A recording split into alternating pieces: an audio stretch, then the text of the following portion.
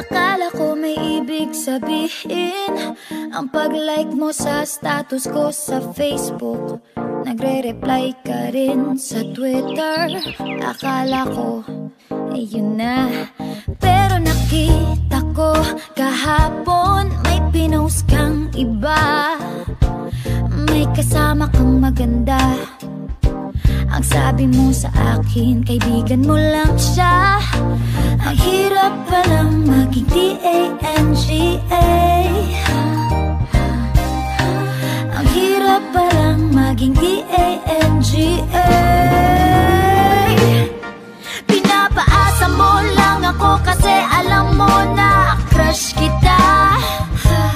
Oo, na crush kita. Pambihira o nung dati pa. May patanong-tanong ka pa kung sino yung nasa Facebook status ko. Hoy! Tungkol yun sa'yo.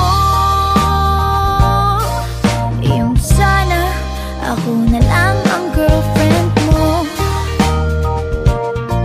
Oh, oh, oh.